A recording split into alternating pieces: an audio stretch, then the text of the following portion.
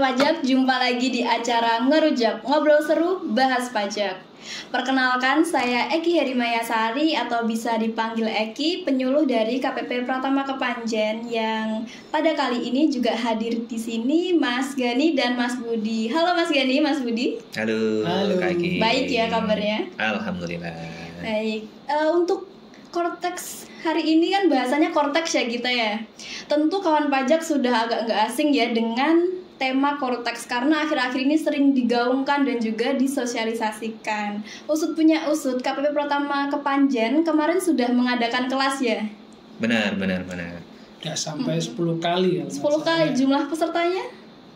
200 sampai 300 itu. 200 sampai 300. Dan kemarin juga antusias sekali ya, banyak yang datang, banyak juga yang tanya-tanya, kemudian diskusinya juga berjalan seru ketika kelas. Nah, mungkin bagi kawan pajak yang belum mendapat kesempatan untuk diundang KPP Pratama Kepanjen, nanti bisa kita sharing sedikit ya tentang Korteks ini sambil menunggu nanti launchingnya di bulan apa Mas? Ya sekitar bulan Desember. Sekitar bulan Desember. Akhir tahun inilah ya Mas Budi ya. Akhir tahun ini Tahun nanti. baru, sistem baru. Jadi nggak cuma bajunya aja yang baru, sistemnya juga baru. Dan sistemnya ini katanya klaimnya akan lebih mudah ya. Akan lebih mudah dan didigitalisasi sehingga nanti sudah tidak ada penggunaan aplikasi secara offline lagi. Dan gimana nanti seluk-beluknya seperti apa akan langsung saja kita bahas. Yang pertama, mulai dari siapa dulu ini? Saya? Monggo, silakan. Untuk pengenalan dulu lah. Iya, pengenalan dulu terkait Korteks. Jadi Korteks ini adalah sistem aplikasi perpajakan yang akan digunakan oleh Direktorat Jenderal Pajak mulai tahun depan gitu. Jadi nanti mulai tahun Rencananya 2025 ya rencananya. Nggak tahu nanti ya mudah-mudahan bisa diaplikasikan tepat waktu ya. Amin. Tahun depan sudah bisa menggunakan Korteks ini untuk menjalankan hak dan kewajiban perpajakannya. Di Korteks ini nanti basisnya juga sudah online, jadi sudah tidak offline lagi. Kalau dulu kan masih ada beberapa aplikasi yang sistemnya offline seperti e-faktur, desktop itu masih offline. Kemudian jadi kalau misal ada ada aplikasi baru, ada update itu juga harus install manual. Kemudian kalau kesusahan harus ke kantor pajak, itu kan agak tidak efisien ya. Oleh karena itu di Korteks ini nanti ketika ada versi atau update ya wajib pajak tinggal duduk aja, duduk manis. Nanti sudah aplikasinya versinya terganti sendiri karena ini basisnya memang sudah online ya. Pakai web ya Mbak. Pakai web, jadi sudah tidak perlu memenuhi memori lagi di aplikasi atau perangkatnya. Kemudian hal yang cukup baru juga di Korteks ini adalah penggunaan sistem PIC. Kalau dulu kan nggak ada istilahnya PIC gitu, jadi ya kalau punya passwordnya dan juga punya loginnya bisa mengakses sesuka hati sendiri gitu. Entah itu yang akses wajib pajaknya sendiri atau kuasanya itu kayak nggak bisa di-track gitu di sistem. Loginnya dipakai bareng-bareng jadi nggak tahu siapa login gitu kan? Nggak tahu, jadi misal kalau terakhir loginnya kapan juga nggak bisa terdeteksi. Di aplikasi Korteks ini nanti keamanannya juga akan terjamin ya, karena kelihatan nanti siapa yang login, terakhir loginnya kapan. Kemudian nggak semua orang juga bisa membuka aplikasinya gitu. Ya, cuma satu login aja. Cuma satu login digunakan oleh cuma satu login untuk satu user, jadi nggak bisa multiple login, satu login dibuka bersama-sama gitu. Yes. Tidak bisa. Kemudian untuk PIC itu sendiri, PIC kan singkatan dari person in charge. Jadi nanti PIC ini dia selaku super user kalau di akunnya ya, di akun Korteks. Super user ini nanti dia bisa mengakses seluruh aplikasinya. Jadi bisa ganti-ganti data, merubah-merubah data, kemudian upload apapun, dokumen faktur, bupot, kemudian menandatanganinya, itu nanti bisa dilakukan semuanya oleh PIC. Oleh karena itu, PIC itu harusnya adalah kalau misal badan, dia adalah pimpinan tertingginya gitu. Kenapa harus pimpinan tertinggi ya? Karena itu tadi haknya seorang PIC ini menyeluruh gitu, wewenangnya kontrol penuh gitu. Namanya juga in charge ya. In charge. Jadi memang kalau ada apa-apa ya yang charge-nya orang ini gitu. Makanya tidak bisa kalau misal kuasa dijadikan PIC atau admin dijadikan PIC itu jangan, takutnya bisa disalahgunakan.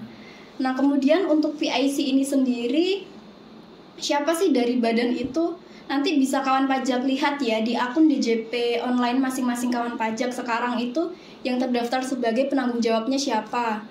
Kalau bisa segera diganti kalau memang yang terdaftar sekarang itu yang tercantum bukan pimpinan tertingginya. Soalnya ada beberapa wajib pajak tuh penanggung jawabnya Mas Gani, Mas Budi yang tertulis di DJP online itu bukan pimpinan tertingginya. Nggak sesuai dengan di aktanya. Nggak sesuai dengan di aktanya. Nah nanti kan kalau sistemnya integrasi sudah update dari Cortex dari DJP online ke Cortex, nanti takutnya yang jadi PIC-nya malah bukan yang seharusnya. Gitu. Iya, karena data yang dialihkan itu yang data yang ada di DJP online itu ya. Iya, jadi itu migrasi datanya itu dari DJP online ke Cortex. Maka dari itu silahkan dicek isian datanya yang di DJP online saat ini, entah itu penanggung jawab, kemudian juga email sama nomor HP itu penting untuk diupdate karena nanti tahun depan itu walaupun wajib pajak sudah punya akses di DJP online-nya tetap harus reset password, dan link reset password itu nanti masuknya ke email yang tertera di DJP online gitu ya. Gak ada event. Sudah nggak ada sekarang event lagi. Terus sekarang kalau mau ganti email sama nomor HP kan langsung di akunnya saja bisa ya? Ya bisa langsung diupdate di akun DJP online aja untuk kawan pajak, jadi nggak perlu lagi update ke kantor, bisa langsung online. Silakan mau diupdate aja nanti biar pas kita migrasi ke Cortex itu udah siap, udah aman. Iya, karena tadi ya digitalisasi, jadi kemungkinan juga frekuensi kawan pajak ke kantor pajak untuk ngurus-ngurus dokumen nanti permohonan juga akan diminimalisir. Jadi semuanya bisa dilakukan di rumah atau di tempat masing-masing wajib pajak gitu. Dan tadi untuk PIC ya, untuk PIC yang badan. Terus gimana kalau misal PIC-nya orang pribadi? Ya berarti PIC-nya orang pribadi itu sendiri. Terus kemudian kan ada pertanyaan-pertanyaannya biasanya, waduh ini PIC saya sudah sepuh, nggak ngerti nih terkait perpajakan, aplikasi-aplikasinya gitu gimana, selama ini sih pakainya admin atau konsultan. Apakah sekarang harus dilakukan PIC sendiri? Itu tidak ya, jadi sekarang kita bisa menambahkan akun kuasa atau wakil. Jadi nanti kita ngasih akses ke wakil atau yang ditunjuk sebagai konsultan itu. Jadi di Cortex yang baru ini namanya ada role gitu, role akses lah gitu. Akses. Jadi akses yang tadi udah dimiliki PIC itu bisa dibagikan atau diberikan kepada orang lain sesuai dengan hal yang diberikan. Benar. Jadi misal nih, kalau dulu di DJP online itu kan ya udah wakil atau kuasanya itu kan dikasih akun DJP online-nya atau login-nya. Tidak ada di situ PIC-PIC-an. Nggak ada PIC-PIC-an. Jadi kayak diserahin sepenuhnya gitu akunnya. Padahal kan itu kan sebenarnya kan tidak aman ya hal seperti itu. Banyak kasus yang penyalahgunaan passwordnya diganti lah, admin yang sebelumnya resign atau pergi bawa kabur passwordnya. Iya, terus akhirnya yang punya akunnya bingung WP-nya. Nggak punya datanya, passwordnya nggak tahu, emailnya diganti. Sering kita temui di update seperti itu. Semoga dengan adanya Cortex ini hal seperti itu tidak terjadi lagi lah. Benar. Itu tadi karena kita juga meningkatkan kualitas keamanannya, jadi lebih aman lagi. Jadi kalau misal dari super usernya atau PIC-nya akan melimpahkan wewenang untuk ini admin ini saya kasih hak untuk membuat SPT tahunan, kemudian juga melaporkan, menandatangani SPT tahunan, kemudian juga PPN, PPH semuanya saya limpahkan bisa kalau misal PIC-nya pengen terima jadi aja gitu. Kan daripada memberikan akunnya lebih baik memberikan akses ke PIC-nya jadi ke wakilnya itu tadi atau kuasa. Jadi nanti untuk nextnya kuasa tersebut akan menjalankan kewajiban perpajakannya itu menggunakan akun mereka sendiri, akun kuasa itu sendiri. Jadi sudah tidak melalui akun utama dari badan, seperti itu. Itulah gunanya PIC dan role-nya yang diberikan kepada kuasa. Kemudian apalagi ya untuk penggantian, gimana nih kalau misal PIC-nya ganti atau direkturnya ganti, sudah nggak menjabat lagi? Bisa sekali kalau misal mau diganti. Nanti untuk mekanismenya mungkin bisa kawan pajak coba-coba sendiri ya nanti ketika aplikasinya sudah launching. Intinya sih bisa kalau misal ada pergantian PIC. Kemudian juga penambahan hak akses, nanti juga biasanya kan ketika aplikasinya sudah launching ada tutorial-tutorial ya, nanti ditunggu aja, jangan khawatir misal saya nggak tahu apa-apa sama sekali nih, kemarin juga nggak diundang ketika ada sosialisasi Cortex, jangan khawatir, nanti mungkin kedepannya ada handbook, ada tutorial juga di YouTube-nya di website kita juga sebenarnya mungkin udah beberapa nih kalau yang mungkin iseng-iseng berselancar gitu ya, mungkin udah ada sneak peek-nya ya kayak intip-intip aplikasinya ada. Gitu ada. Silakan dipantau aja di website pajak.go.id. Karena sekarang kan dengan banjirnya informasi di dunia internet kan sangat gampang sekali untuk mengetahui informasi-informasi yang baru, jadi jangan khawatir untuk ketinggalan. Gitu. Kemudian untuk pendaftaran kuasa sendiri tadi kan sudah dijelaskan ya bahwa bisa nih akun utama memiliki kuasa atau wakil untuk menjalankan kewajiban perpajakannya. Nah, untuk pendaftaran dari wakil atau kuasa tersebut bisa dilakukan dengan 2 cara, yaitu yang pertama, konsultan atau kuasa tersebut mendaftarkan dirinya sendiri, nanti pakai akun mereka sendiri-sendiri untuk mendaftarkan datanya ya supaya bisa ditunjuk sebagai kuasa atau konsultan. Atau pemberi kerja bisa juga mendaftarkan konsultan atau kuasa mereka. Jadi misalnya ada PT Agung ini akan menunjuk kuasa. Ketika diinput di aplikasi, identitas kuasa ini masih belum ditemukan. Jadi ketika input NIK itu tulisannya data tidak ditemukan gitu. Nah, gimana caranya? Ya nanti bisa kuasa tersebut atau admin tersebut mendaftarkan dirinya sendiri atau PT Agung ini selaku pemberi kerja mendaftarkan admin tersebut. Bisa juga. Kemudian gimana nih kalau misal tiba-tiba kuasa tersebut sudah tidak menjabat lagi? Kan untuk menghindari penyalahgunaan wewenang ya, itu bisa dicabut aksesnya. Gimana cara mencabutnya nanti juga akan dijelaskan secara lebih lanjut, mungkin ada video tutorial yang tadi dijelaskan. Ya, atau mungkin kalau ada postingan IG kita ya, yang update mungkin bisa komen mungkin atau request IG live-nya tolong bahas ini Kak. Bisa nanti kita buat untuk IG live atau mungkin bisa dijadikan podcast kuliah ya Mbak Eki atau Mas Budi di YouTube kita. Bisa. Hanya di follow aja semua akun sosmed kita, jadi sering-sering juga komen di situ, nge-like lah kalau misalnya memang ada yang bagus, kalau misalnya ada yang kurang monggo disampaikan di komentar aja, nanti kita coba memperbaiki. Jadi Mbak Eki ada lagi yang tentang ini? Oh ya, kalau misalnya pegawainya sudah nggak bekerja nih gimana Mbak Eki? Tadi kan udah dikasih akses, itu ada nggak batasannya misalnya berapa waktu atau seterusnya setelah kita akses itu bisa tuh gimana? Enggak, jadi kalau saya bandingkan dulu ya dengan yang DJP online dulu. Kalau yang dulu itu kan tidak aman ya, karena ketika kuasanya ini punya Evin, megang Evin badannya nih, walaupun badan tersebut ganti password dan lain-lain, selama pemilik kuasa ini mempunyai Evin, dia tetap bisa mengakses dan merubah password akun utama dari wajib pajak badan tersebut. Iya, bisa di reset ya dengan bisa. modal Evin. Jadi walaupun misal kuasa tersebut sudah tidak bekerja, tapi dia megang Evinnya. Kemudian badan ini dia inisiatif untuk mengganti passwordnya. Tapi tetap karena si kuasa tersebut punya Evin, dia bisa reset lagi, bisa merubah passwordnya. Itu kan tidak aman. Akhirnya dari masalah tersebut dijadikan pelajaran oleh pengembang kami, dan sekarang jadilah Cortex itu dengan pemberian akses kepada kuasa. Jadi ketika kita mendaftarkan kuasa atau pihak yang kita tunjuk sebagai admin, nanti ketika pendaftaran itu ada kolom yang valid from, kalau sekarang masih pakai bahasa Inggris ya, itu tuh kayak tanggal berlaku. Jadi tanggal berlaku kita memberikan akses misal hari ini bisa diisi. Jadi saya memberikan akses mulai hari ini sampai kapan. Nah sampai kapannya itu juga bisa diisi.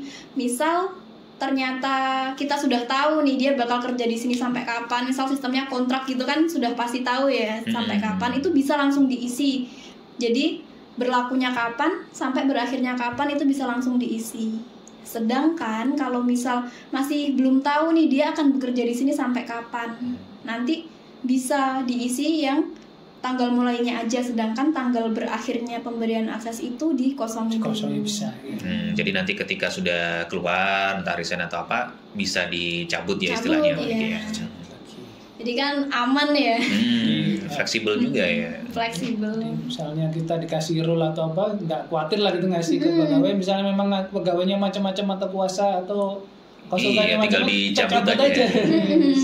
Dan role ini juga rinci ya, jadi bukan misal ini PPH, PPN gitu, nggak gitu. Jadi memang per detail gitu loh, aktivitas gitu ya. Jadi ada yang role-nya cuma buat faktur aja tapi nggak bisa upload faktur, ada yang role-nya cuma dikasih buat bikin SPT tahunan tapi nggak bisa submit juga bisa gitu. Jadi memang sangat spesifik ya pemberian role-nya itu ya. Itu juga bisa jadi solusi ya bagi, biasanya kan ada perusahaan-perusahaan besar yang adminnya itu banyak, lebih dari satu, nanti bisa dispesialisasi adminnya, misal yang ini megang apa, admin yang ini megang apa gitu. Jadi misalnya yang pegang faktur 5 orang gitu, yang 2 atau 3 bagian rekam aja, yang selanjutnya bisa upload tuh bisa gitu ya. Toh juga kalau misal adminnya cuma satu, mau dikasihkan ke admin itu semua role-nya juga bisa. Itu mungkin kalau untuk yang masih berkembang ini bisa. Sepertinya kalau terkait PIC itu saja, mungkin ada tambahan dari Mas Budi atau Mas Gani? Sudah sih, intinya memang untuk di Kortek itu nantinya akan lebih aman daripada yang jalan sekarang, dan juga lebih sederhana ya Mas Budi, Mbak Eki. Mungkin semua aplikasi istilahnya dari yang e-Bupot, yang e-faktur, kemudian DJP online, yang e-faktur web gitu kan, semua dikumpulin jadi satu di Kortek itu. Dan hal yang baru juga ini terkait sertifikat elektronik nih. Oh iya ini habis. Ini juga seru juga ya. Kalau sertifikat elektronik dulu itu kan melekat di NPWP utama atau NPWP induknya ya, NPWP badannya gitu, misal badan. Jadi kalau misal ada direktur nih, satu direktur punya 5 badan, membawahi 5 badan, ya udah nanti sertifikat elektroniknya ada 5. Gitu, jadi satu badan sertifikat elektroniknya satu. Saat ini seperti itu ya. Saat ini kan seperti itu. Padahal toh ketika di dunia nyatanya, in real life-nya, ketika direktur itu mewakili badan A, kan tanda tangannya direkturnya kan sama ya. Ketika mewakili dokumen dari PTA, PTB, PTC kan tanda tangan direktur beda-beda. Kan sama. Nggak mungkin tanda tangan untuk PTA keadaannya gitu. Terus tanda tangan PTB beda lagi kan, nggak seperti itu ya. Jadi walaupun satu direktur ini membawahi 5 badan, kan harusnya kan ya tanda tangan direktur cuma satu aja. Cuma kan selama ini salah kaprahnya itu adalah tanda tangannya beda-beda per badan, karena sertifikat elektronik itu melekatnya ke badan tersebut, bukan melekat ke direktur. Nah sekarang karena kami sudah berbenah, jadi tanda tangan itu atau sertifikat elektronik itu melekatnya nanti ke masing-masing direktur ya, ke pribadi direktur. Jadi ketika ada direktur membawahi 5 badan, ya sertifikat elektroniknya satu aja. Gitu. Dan untuk permintaan sertelnya ya, kalau dulu kan harus ke kantor, nggak bisa diwakili, juga harus effort tenaga, meluangkan waktu juga ke kantor. Nah untuk sekarang, sejak nanti diberlakukannya Kortex, untuk permohonan sertifikat elektronik bisa diajukan dari masing-masing akun orang pribadinya. Langsung gitu. online. Online. Jadi nanti tinggal ngisi foto untuk validasi itu identitas diri, kemudian nanti disubmit sudah tinggal duduk menunggu approve kami approve gitu. Sangat simpel sekali untuk permohonan sertifikat elektronik ini. Nah, kemudian kan selain hal baru tadi yang terkait PIC, juga ada perubahan mekanisme terkait sertifikat elektronik. Selanjutnya itu juga ada perubahan di e-faktur juga ya. Nah, mungkin nanti bisa dijelaskan perubahannya itu di mana saja, Mas Budi. Oke. Jadi kalau untuk e-faktur, kalau sebelumnya ini kan kita paling banyak drama gitu ya, Mbak Eki ya. Di e-faktur nanti kita ada 4 aplikasi. Aplikasi yang Innova itu, kalau misalnya kita mau bikin faktur itu prosedurnya panjang banget tuh. Di Innova kita masih mau ambil nomor seri. Habis itu ambil nomor seri, kita harus install e-faktur desktopnya. Iya benar. Masukin nomor seri ke situ kan. Direkam manual. Harus ngetik-ngetik, nggak bisa di copy. Iya. Habis itu kemudian kita masih bikin fakturnya. Nah nanti ke depan itu nomor seri nggak ada lagi. Oh jadi otomatis. Iya Mas Gani. Jadi kita nggak perlu lagi minta nomor seri, nggak perlu lagi menginput nomor seri. Jadi nanti di Cortex itu sistem generate by system otomatis. Nah kemudian tadi yang pas minta nomor seri, rekam, habis itu kita ada proses upload gitu kan ya? Ya, upload di aplikasi faktur desktop itu ya. Itu pun harus kita jalankan uploader dulu. Setelah uploader nanti belum tadi kalau dramanya sertifikat digitalnya expired tadi yang dibahas Mbak Eki tadi. Harus ke kantor pajak dulu itu. Itu pun harus direkturnya gitu kan. Nanti ke depan nggak seperti itu. Jadi nanti tampilan tadi dari 4 aplikasi itu kan nanti gabung di satu Cortex itu. Nah nanti tampilannya itu sederhana banget. Jadi tampilannya cuman kayak email gitu lah ya. Tadi coba dibandingkan dulu sama yang digital tadi. Pas bikin faktur, kita masih misalnya ada proses kurang bayar. Nah ini kita buat billing dulu, iya kan? Beda aplikasi. Buat billing itu beda lagi di DJP online. Kadang kalau misalnya DJP online-nya kita lagi malas, maksudnya kesulitan atau bagaimana, tak tahu caranya, takut salah gitu kan, datang ke kantor minta pembuatan billing. Nah nanti di sistem yang baru di Cortex itu nggak ada pembuatan billing lagi. Jadi nggak ada pembuatan billing manual, langsung kita klik. Kalau memang tadi sudah tinggal bayar, nanti billingnya muncul otomatis. Berarti udah nggak perlu ngafalin kode-kodenya. Nggak perlu lagi itu otomatis. Kemudian nanti kalau yang di lama kita setelah bikin billing, kita masih masukin NTPN ini lagi ya kan. Nanti di sistem Cortex ini yang e-faktur yang di Cortex itu nggak ada lagi penginputan NTPN. Nggak bingung lagi kita melihat O sama 0 keliru kan. Nanti nanti di Cortex yang baru kalau kita sudah pembayaran, otomatis pelaporan itu terlapor. Jadi kita nggak mikir lagi menginput NTPN terus masih proses submit lagi, nggak perlu lagi.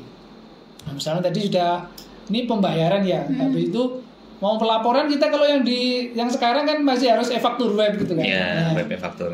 Nanti di Cortex itu dari pembuatan faktur, dari tadi ada pembayaran tadi, itu nanti di satu menu aja, maksudnya di satu halaman itu nanti di satu aplikasi ya Cortex itu. Jadi jadi 4 aplikasi itu Innova, terus faktur desktop tadi, DJP online, WP faktur itu sudah direkap digabung jadi satu di Cortex tadi di menu faktur nanti. Baik, sungguh simpel ya. Simpel lah. Ini nanti ada lagi yang di faktur itu pembuatan faktur ini kan kalau yang pajak masukan ini, pajak masukan. Kalau sebelumnya kan kita ada prepop nih, Mas Gani ya. Nah, kalau yang di Cortex itu nanti udah nggak perlu lagi prepop. Jadi di Cortex itu nanti kayak anggap aja kayak email gitu ya, atau mungkin sekarang yang mungkin lebih mendekati e-bot gitu kan. Cuma nanti di Cortex tampilannya lebih sederhana lagi, lebih enak dilihat lagi. Jadi misalnya lawan transaksi membuat faktur, udah proses submit selesai tuh. Nanti di inbox-nya kita kasarnya seperti inbox-nya kita pajak masuk kan itu langsung masuk. Jadi kita dulu kan harus narik data dulu ya Mas. Harus prepop dulu, kalau enggak harus minta WA dulu kan. Input manual. Di WA dulu PDF-nya dikirim. Kita sebenarnya nanti nggak perlu lagi membuat PDF itu kayak gitu. Jadi setelah kita bikinin misalnya PTA buat ke PTB gitu kan, setelah proses ini selesai, proses pembuatan sampai submit lah istilahnya, sampai upload gitu kasar kalau kita seperti biasa ini. nanti di PTB-nya itu langsung masuk. Jadi ada kayak inbox pajak masukan. Nah itu di situ mau misalnya mau dicetak PDF-nya bisa. Jadi bisa nyetak sendiri, nggak perlu lagi minta sama pembuat faktur. Baik. Kan? Berarti kita cuma tinggal milih aja mau dikreditkan apa enggak gitu. Jadi ya kayak nanti kayak inbox email gitu lah, kayak ada outbox. Jadi tampilannya benar-benar sederhana, dan kalau menurut kita yang kemarin udah sosialisasi 10 kali itu wajib pajak pada iya ini sederhana sekali, mudah bisa merasakan e-faktur yang sedemikian rupa ya. Habis dengan berdarah-darah terkait nomor seri lah, berdarah-darah terkait sertifikat digital. Belum update kemarin. Ya, belum update lagi kalau yang 4.0, jadi di update patch-nya. Kemudian tadi yang menarik dari pernyataannya Mas Budi, tadi kan otomatis ya untuk nomor seri fakturnya. Iya. Berarti kan ketika kita membuat nanti otomatis keluar nomornya dan runut gitu ya. Berarti nggak bisa kalau misal mau bikin faktur mundur gitu. Iya. Jadi dari kemarin kita saat pembelajaran gitu ya dari kantor pusat itu, dari pengembang, emang disampaikan nggak bisa lagi membuat faktur mundur. Cuman kan kita bisa bikin draft Mbak Eki. Gitu ya. Jadi kalau misalnya memang ini mau ada transaksi nih, mau ada kontrak gitu misalnya, ya monggo bikin draft aja dulu. Gitu tanggalnya kan udah terkunci itu aman ya. Kayak kita mungkin sekarang ngambil nomor seri, cuman untuk ke depan untuk mensiasati seperti itu ambil bikin draft. Booking dulu ya istilahnya. Ya, booking nomor gitu. Booking jadi misal nih nomor 1 itu masih berupa draft, kemudian kita membuat faktur nomor 2 kita upload gitu bisa ya, walaupun yang nomor 1-nya belum diupload. Ya, kalau mungkin nanti kalau sistem itu nomornya kayaknya acak sih ya.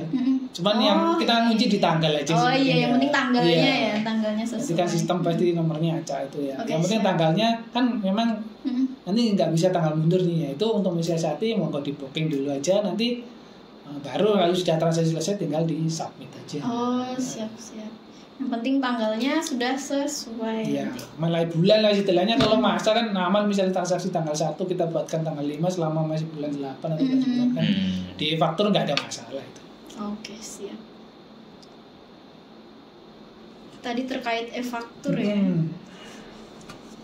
Nah, mungkin yang baru lagi itu tadi kan sudah saya coba singgung pembayaran ya Pak Iki ya, kalau misalnya pelaporan itu. Nah, nanti di Kortek yang baru nih, sistem yang kita yang baru, nanti ada buku besar. Ini istilah yang baru. Kan ada kan, belum tahu kan di JW Online.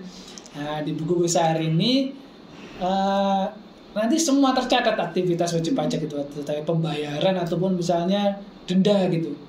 Jadi sebenarnya pembayaran denda-denda sebelumnya atau pembayaran pajak yang sudah dilakukan nanti muncul semua nih di buku besar. Mana yang harus dibayar, mana yang misalnya SPTLB pun nanti muncul di situ. Nah, ada kelebihan pembayaran, ada kemarin saya bayar billing ini. Tadi kan billingnya otomatis, cuman kan rekodnya tetap ada tuh arsipnya. Nah kalau selama ini kan kita udah habis bayar gitu, kita nggak tahu misalnya kemarin sudah dibayar belum ya billing ini ya.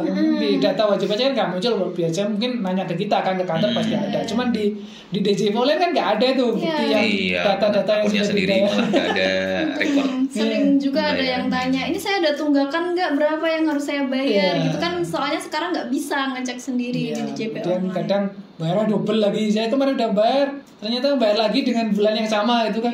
Maka ragu udah bayar belum gitu, ternyata pas dikonfirmasi ini double ya, udah bukuan. Nah nanti di buku besar ini arsip-arsip kita membayar itu nanti muncul di situ semua. Uang masuk uang keluar lah. Ya kayak nanti ya anggap kayak kita punya koran atau mungkin punya buku besar yang untuk akuntansi gitu kan ya. Itu masih bisa. Ada lagi yang baru Pak Eki. Apa itu? Deposit pajak.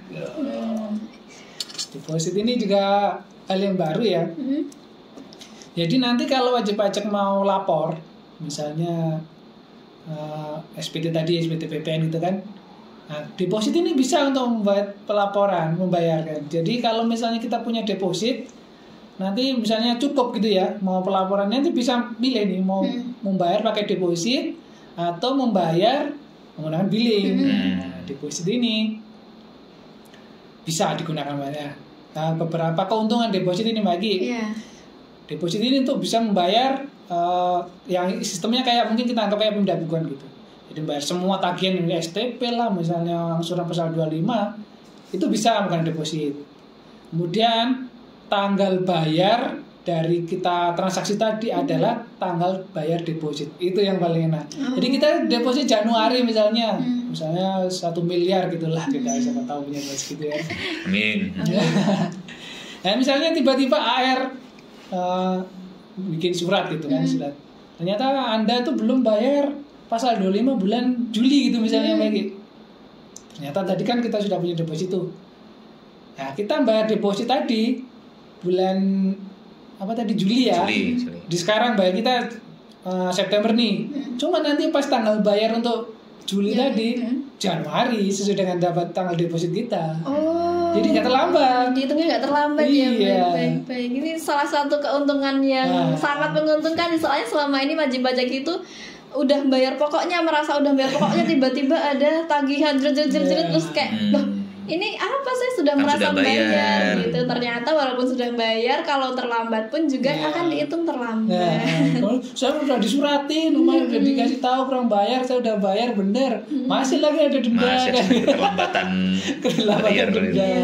Berarti ini bisa meminimalisir keluarnya denda tersebut ya, karena terhitungnya itu bukan dari tanggal kita bayarnya, tapi dari tanggal deposit. Tanggal deposit kita yang kita setorkan itu. Dan deposit itu kan maksudnya nggak bisa gawai pajak utik-utik ya. Kalau misal wajib pajak nggak memberikan, maksudnya nggak berniat untuk membayarkan. Jadi deposit tetap utuh, walaupun misalnya tadi akhirnya ada terlambat terus di STP gitu ya. Nggak serta-merta STP itu memakan atau mengambil uang deposit tadi. Harus ada persetujuan. Jadi harus ada proses pembayaran. Jadi tetap dari ininya sendiri ya, wajib pajaknya sendiri untuk mengurangi atau mengambil dari deposit itu ya.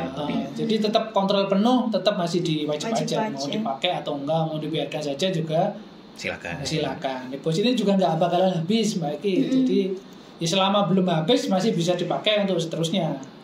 Jadi nggak harus 1 tahun habis itu coba hilang gitu, enggak ya. Mungkin anggap aja kayak kita punya GoPay atau SuperPay gitu kan, top up gitu. Dan ini kan opsional ya, jadi tidak diwajibkan. Nggak wajib, itu suatu fitur aja sih. Gitu, yang bisa dimanfaatkan atau tidak gitu ya.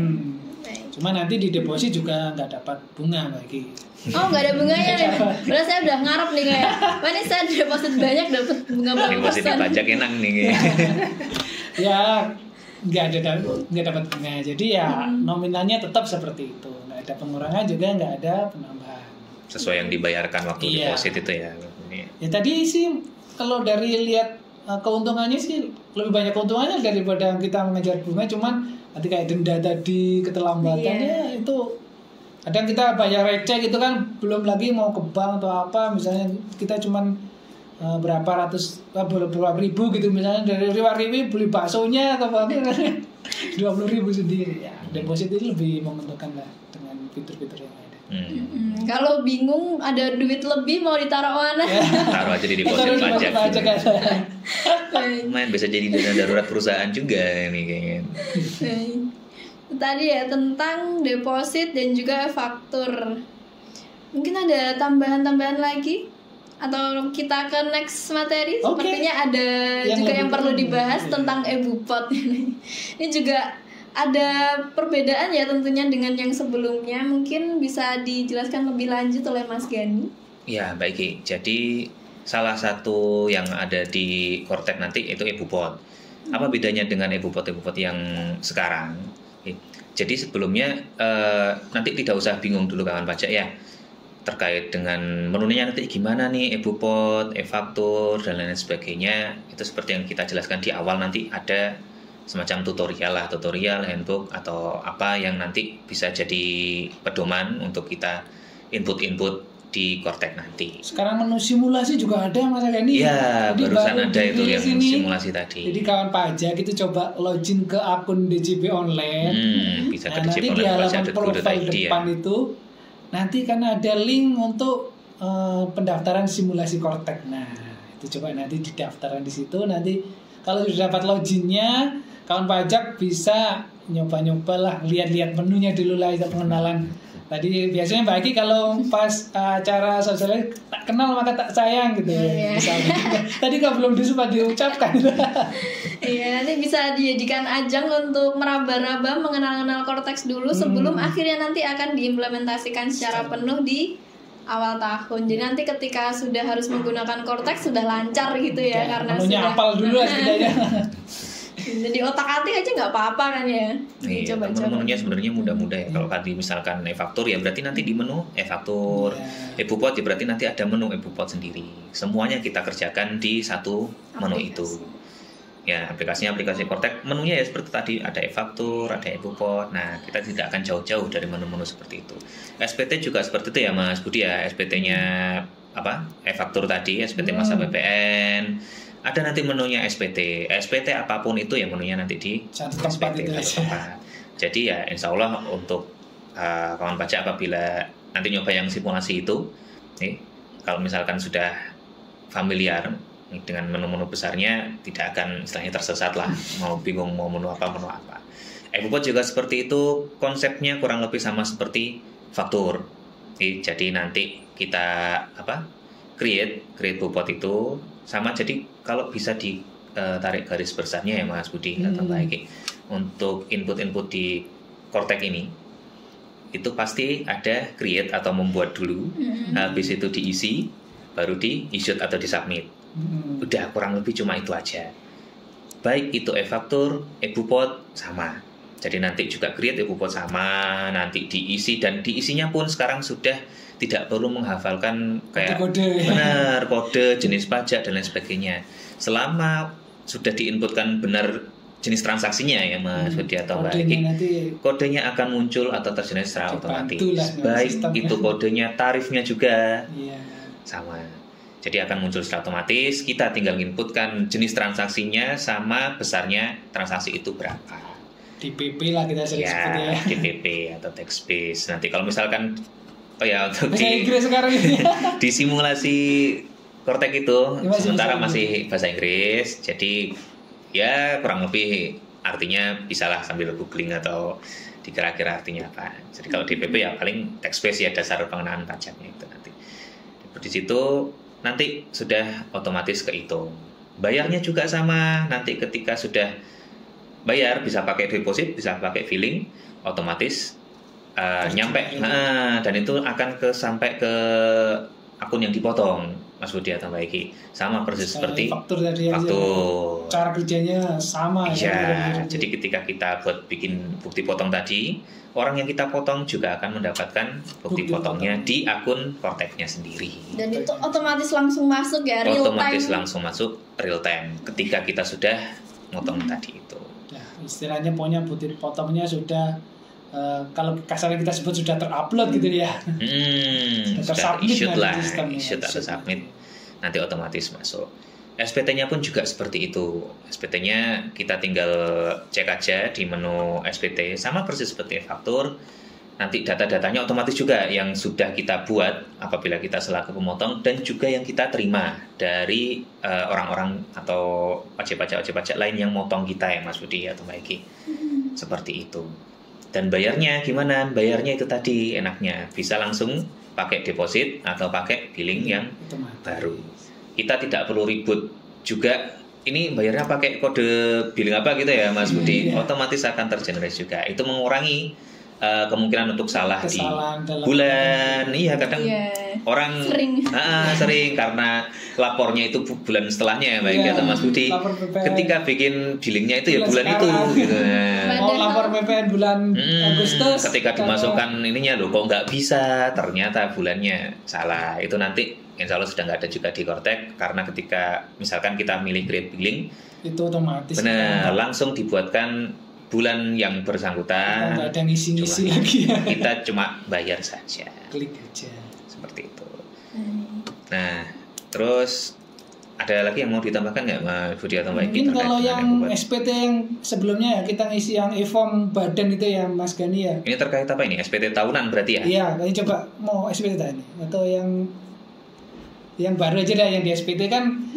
Jadi untuk lampiran itu Mas Gani coba dijelaskan Mas Gani. Otomatisnya seperti apa itu? Ya, jadi kalau SPT tahunan baik itu OP maupun badannya sekarang sudah tidak ada lagi download e-form. Tidak lagi kita pakai e-form tapi langsung ngisi di website Cortex-nya itu. Jadi nggak ada lagi Mas Budi kita download PDF-nya, kita buka PDF-nya kok nggak bisa, ternyata buka pakai browser ya. Belum install. Ternyata belum install juga Adobe-nya salah versi lagi dan lain-lain, nggak ada. Jadi langsung kita ngisi di website tersebut. Itu lumayan mempermudah juga ya. Jadi langsung kita klik SPT tahunan, kita create, langsung isi di situ. Dan isiannya pun kalau misalkan kawan pajak pernah isi di e-form itu kan lampirannya banyak ya. Dari lampiran 1 sampai lampiran 6 kan terpampang semua ya. Kita Kadang, butuh nggak butuh tetap muncul. Wajib pajak bingung ini ngisinya yang mana. Nah, ketika nanti di Kortek, lampiran yang muncul itu adalah lampiran yang sesuai dengan apa yang kita pilih di Indo, lampiran Indo lah. Dinamis gitu jadi ya, lampiran yang dibutuhkan ya yang itu yang diisi gitu, nggak perlu mengisi yang nggak dibutuhkan atau yang memang nggak harus diisi gitu. Ya, jadi misalkan kita milih menggunakan PP 23 nih, nanti muncul ya lampiran tersebut. Kalau misalkan kita nggak pakai itu ya nggak akan muncul di lampiran yang ada itu adalah yang akan kita isi, yang benar-benar kita butuhkan gitu loh. Kalau yang sekarang misalnya badan itu ada lampiran 1 sampai 6 gitu ya. Benar. Misalnya nanti di Kortek kita butuh cuma ngisi lampiran 1 atau 2 ya, nanti yang muncul itu aja kan. Yang selanjutnya nggak akan muncul dan nggak harus diisi. Benar, memang gitu. benar-benar dinamis. Nah, seperti apa bentuknya silakan dicoba di simulasi Kortek. Itu gampang kok, mau lihat-lihat seperti ini ternyata. Jadi cuma main form sama lampiran yang dibutuhkan saja. Dan bisa beda-beda ya antar wajib pajak satu sama lainnya. Kemarin juga waktu penyuluhan di kelas pajak itu ada wajib pajak yang bilang, loh kok teman saya ini lampiran ini muncul kan saya enggak gitu. Karena waktu itu kan kita bebaskan juga, monggo sesuai dengan usahanya sendiri. Ternyata ya memang beda-beda, baik Mas Budi. Ada yang punya lampiran ini, misalkan lampiran 1C, misalkan satunya B.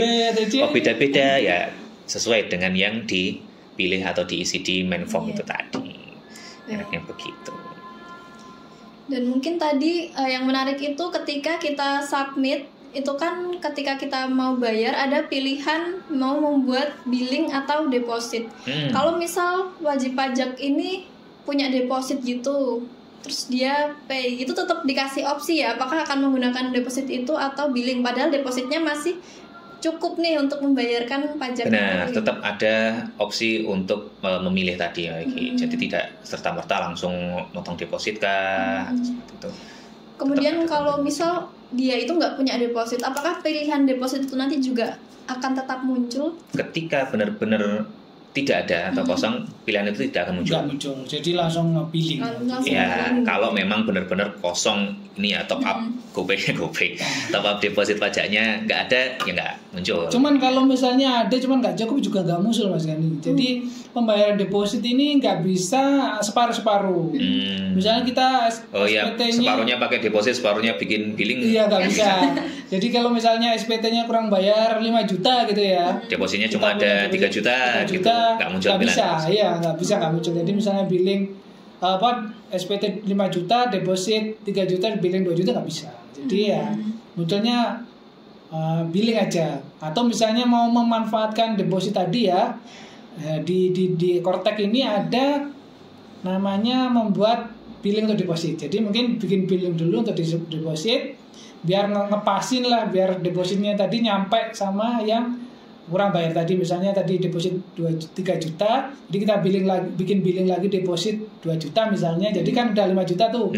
Baru kita melaporkan SPT-nya, baru bisa menggunakan depositnya. Nah ya, ini juga fakta baru ya, ternyata untuk membuat deposit itu pakai billingnya. Iya. Top up-nya pakai billing. Ya, ada billing, nggak langsung kita transfer ke rekening siapa gitu enggak. Jadi ya sama, ada kode billingnya juga. Jadi mungkin nanti kalau udah dilihat di simulasi ya, kode billingnya 411618 100. Iya, mungkin nanti wajib pajak juga tinggal ngafalin kode billing untuk deposit ini bisa aja. Sih, nanti di menu itu sudah bisa diketik bisa ya itu. Iya, bisa. Langsung ngetik deposit gitu, nanti keluar kodenya gitu ya. Nanti pembayaran. Udah nggak perlu ngafal-ngafal. Iya, diingat-ingat aja, nggak sampai menghafalkan di luar kepala, nggak usah. Iya, soalnya mikir yang lain aja sudah banyak ya, masa harus mikir kode deposit. Ya, ini salah satu alasan ada Kortek juga ya, Mbak Eki atau Mas Budi, adalah kesederhanaan dan kemudahan. Karena ya kita tahu ya ngurusi pajak itu sudah lumayan menyita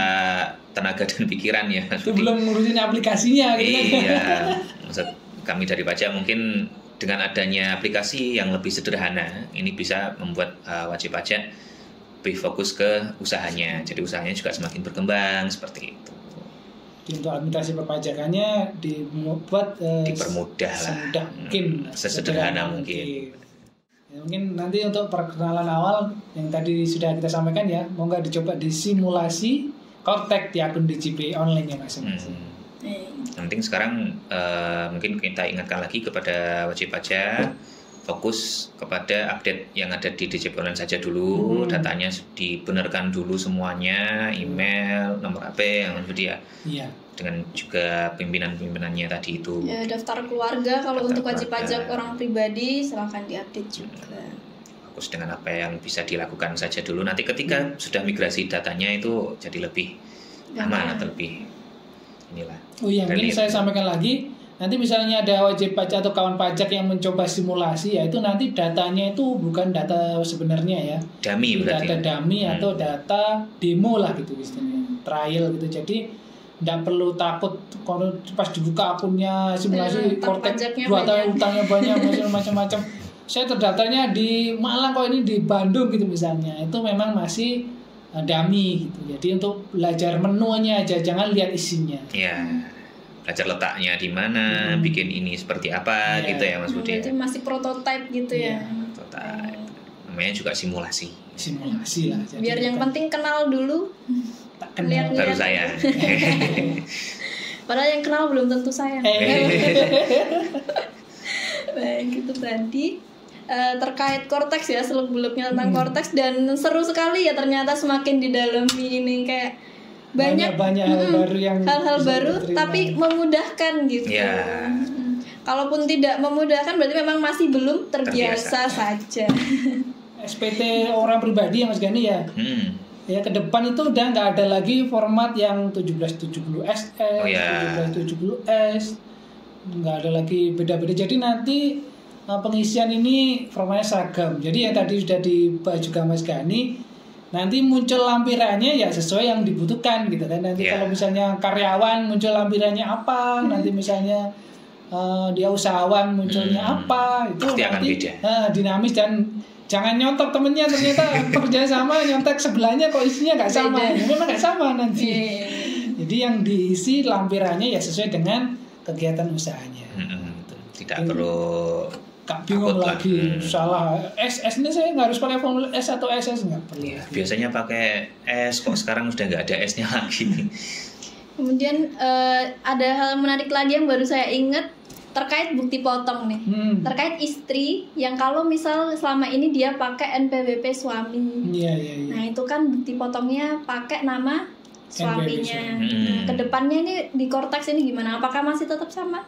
Untuk bukti potong kan nanti sudah punya nick ya, jadi punya masing-masing. Jadi di Korteks nanti pasti menggunakan nick istri. Namanya kan susah istri kan, nanti di sana ada namanya Family Tax Unit. Nah, di situ nanti data-data walaupun mungkin menggunakan bukti potong atas nama istri, selama anggap sekarang NPWP masih jadi satu gitu ya Mbak Iki ya. Ya nanti datanya tetap muncul di akunnya suaminya walaupun bukti potongnya atas nama istri. Dan itu lebih sesuai dengan keadaannya sebenarnya ya. Kalau selama ini kan loh ini yang kerja istrinya tapi bukti potongnya atas nama suaminya. Karena pasti tanyain bukan saya yang bekerja ya. Baik, berarti ini juga sudah menggunakan identitas masing-masing istrinya ya. Kalau misal istrinya gabung sama suaminya, dia nggak punya NPWP, selama dia sudah dimasukkan ke Family Tax Unit milik suaminya, berarti nanti walaupun atas nama istri tetap ketika pelaporan tahunan masuk ke akun Korteks suaminya gitu. Itu tadi yang update data keluarga tadi itu ya, nanti masuknya ke situ soalnya.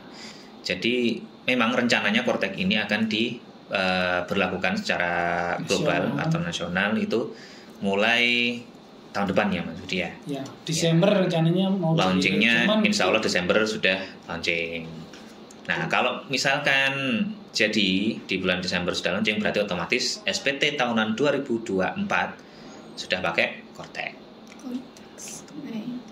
Ya kita nunggu ya pengumuman lebih lanjut, sampai aturannya juga mungkin masih belum rilis. Jadi beberapa sistem yang di Kortek itu tidak sesuai lagi dengan sistem yang di DJP online sekarang. Seperti tadi yang saya sampaikan, e-faktur nggak bisa tanggal mundur, kemudian nanti pajak masukan juga nggak bisa dikreditkan beberapa bulan gitu. Jadi ya karena sudah masuk di inbox ya itu langsung dikreditkan bulan itu juga. Ya, pilihannya tinggal itu tadi ya, kreditkan apa tidak gitu. Cuman di aturannya kan masih belum inline ya. Memang beberapa istilahnya rule yang ada atau cara kerja yang di Kortek itu ini crash lah sama dengan di sistem yang di Cipollini. Nanti akan ada aturan yang menaungi Kortek, dan mungkin itu juga akan berbarengan dengan menggunakan Kortek secara nasional. Kita tunggu saja. Kita kenalin dulu lah sama sama Korteknya gitu ya. Baik. Kemudian juga selama ini kan keluhan yang banyak disampaikan wajib pajak itu terkait STP atau SP2DK yang tidak nyampe ke alamatnya gitu. Notifikasi sama dokumen Mbak Egi. Tadi lupa. Jadi di Kortek itu ada sistem yang baru, jadi ada notifikasi juga ada dokumen. Jadi di notifikasi itu kita juga akan mendapatkan info ya, kayak kita mungkin di handphone kalau ada Shopee, Shopee ya, gitu ya. Jadi nanti Kortek mungkin suaranya Kortek. Di situ nanti semua apa yang udah kita lakukan, atau mungkin ada info, atau mungkin ada misalnya SPT terlapor, atau ada billing kedaluarsa misalnya, atau ada STP masuk, SP2DK gitu misalnya. Itu juga nanti sistem kita akan mengakomodir, akan masuk di situ. Jadi untuk arsip-arsip di sana juga ada menu dokumen ya Mbak Eki ya, Mas Gani, di profil itu. Nah, dokumen-dokumen yang sudah diterbitkan dari kantor pajak, mungkin STP, mungkin ada dokumen lain apapun SP2DK.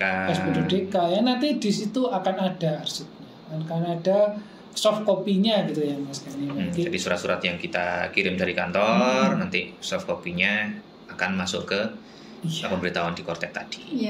Fisiknya kita juga kirim, teman. Misalnya pun receipt-nya ternyata kita kirim nggak nyampe ya, paling tidak soft copy sudah bisa dilihat gitu kan. Misalnya sekarang ya kita memang mengurangi ini pengiriman yang mungkin kita udah tahu ya, mungkin kalau alamatnya susah atau mungkin nggak lengkap, kurirnya yang susah mencari alamatnya dalam tanda petik. Ya itu nomor saya gampang kok ditemuin, cuma kenapa kok sampai gitu. Ya itu untuk menghindari meminimalisir hal-hal seperti itu, di Kortek nanti ada dokumen arsip dokumen ya. Dan kalau dulu kan menanggapi SP2DK itu harus datang langsung ke kantor gitu ya, TKR-nya. Sekarang pun katanya sudah bisa diampu ya melalui Kortek ini. Bisa, jadi nanti langsung ada pilihannya di Kortek terkait dengan surat tersebut, mau memberikan tanggapan apa gitu ya Mas Budi ya, memberikan tanggapan untuk SP2DK bisa. Bayar STP saja di situ juga bisa. Jadi nanti di Kortek apabila sudah ada pemberitahuannya, misalkan entah karena apa terlambat, dapatlah itu tadi STP, nggak usah bingung ke kantor, langsung lihat di dokumen itu bisa. Tinggal lanjuti sampai bayar bisa. Kalau misalnya tadi sudah punya deposit 1 miliar tadi ya Mas Gani ya, tinggal dibayar aja. Itu pun nggak langsung motong, nggak langsung makan. Misalnya ada STP nggak langsung berkurang, cuman kita harus tetap melakukan pembayaran atau konfirmasi pembayaran secara enak jadinya, paperless kita. Ya, kita sama-sama enak Mas Gani. Kita di sini juga nggak dipusingkan mencari arsip. Kadang kita ada yang mau pengurangan sanksi. Oh iya, kalau mau pengurangan sanksi, STP-nya kan sudah terkirim ya, dokumen tadi, tinggal itu aja di download. Jadi ngubek-ngubek arsip ya, masih dokumen hard file gitu. Sedangkan kan kalau misal soft file bisa langsung dicetak sendiri. Jadi jangan lupa nanti kalau sudah ada Korteknya di bookmark ya, rajin-rajin dicek. Jadi notifikasinya sama info-nya. Tidak cuma ngecek sosmed, ngecek Kortek juga. Jadi siapa tahu nanti ada kayak notifikasi langsung muncul di HP gitu ya, atau di desktop di Google Chrome-nya. Siapa tahu selain ada notifikasi STP, ada notifikasi LB mungkin. Oh iya, tadi pagi belum dibahas sebenarnya. Sekarang kan juga kalau misal ada lebih bayar, kalau dulu itu kan kita kan prosesnya panjang ya, dan ada proses juga untuk meminta nomor rekening ke wajib pajak. Bener. Kita ngirim dulu surat ke wajib pajak, kemudian nunggu pengirimannya. Itu harus nunggu waktu, nggak nyampe. Terus kemudian wajib pajak kalau mau ngasih nomor rekening juga harus melalui pos. Kalau nggak gitu harus datang langsung ke kantor. Nah, untuk sekarang mulai ketika Cortex nanti sudah diluncurkan dan sudah di launching, nanti ada kolom berupa detail bank di menu profil. Dan di detail bank itu nanti silakan diisikan nomor rekening. Jadi harus sesuai ya dengan nama wajib pajak. Kalau misal wajib pajaknya badan, ya nama rekeningnya harus nama rekening badan. Kalau misal orang pribadi, ya nama rekeningnya orang pribadi yang bersangkutan. Jangan pakai nama rekening istri atau anaknya atau siapa gitu. Kalau bisa sesuai dengan nama wajib pajak yang bersangkutan, supaya nanti juga memudahkan proses validasinya juga gitu. Sekarang kan gitu. Dan kenapa tadi kok kuasa itu nggak dikasihkan akses penuh? Karena itu tadi sekarang di Cortex itu sudah ada menu-menu seperti itu tadi krusial, ya, kayak krusial gitu. Jadi kalau misal disalahgunakan orang kan juga repot juga gitu. Makanya itu tadi silahkan dijaga keamanannya. Kalau misal ada kuasa atau wakil, ya dikasih akses aja, jangan dikasihkan akun utamanya gitu. Sudah, itu saja dari saya. Ada yang dibahas lagi mungkin? Sepertinya sudah lengkap ya. Setidaknya sudah tahu gambaran Cortex-nya lah ya. Nanti siapa tahu habis mendengarkan sosialisasi ini terus penasaran, nyoba-nyoba sendiri. Sekarang kan sudah ada simulasinya. Nanti monggo ketika nyoba, oh ini yang diterangin Mas Budi tadi, oh ini kayak yang dibilang Mas Gani tadi gitu. Ya, silakan dicoba. Nanti apabila ada yang bingung atau ada yang mau ditanyakan setelah mencoba tersebut, monggo silakan. Kita ada layanan konsultasi juga ya. Ada. Lewat helpdesk bisa. Nanti terbuka Senin sampai Jumat pukul 8 sampai 4, kecuali hari libur kita juga libur. Ya, di hari dan jam kerja. Ya. Kemudian kita juga ada layanan konsultasi WA di 0811 3201 6654. Kemudian kita juga ada sosmed juga. Sosmednya apa saja? Ada Instagram seperti yang kita live kemarin itu. Ada Instagram Pajak Kepanjen, Facebook, Twitter juga sama Pajak Kepanjen. YouTube juga ya Mas Budi ya? Ada itu. YouTube biasanya podcast juga bisa dicek di YouTube kami ya. Ya, mungkin nanti kalau pengen lihat kita lagi, ya sering-sering dicek di YouTube, siapa tahu kita nongol di sana. Jangan lupa subscribe-nya dan juga like-nya. Baik, itu saja. Mungkin ada yang ditambahkan? Sudah cukup ya, mungkin sekarang udah yang penting kenal dulu lah. Ya, habis itu sayangnya nanti setelah lihat-lihat simulasi boleh saya. Baik, saya rasa saya cukupkan saja untuk materi hari ini terkait Cortex. Semoga bisa memberikan insight untuk kedepannya, bisa dijadikan panduan untuk menjalankan kewajiban perpajakannya. Kemudian kami mohon maaf apabila dalam penyampaian materi ada kesalahan maupun kekurangannya. Saya mewakili tim juga memohon maaf ya. Sekian. Ada yang ditambahkan lagi? Tidak ada? Baik, terima kasih. Sampai jumpa di kelas pajak berikutnya. Dadah.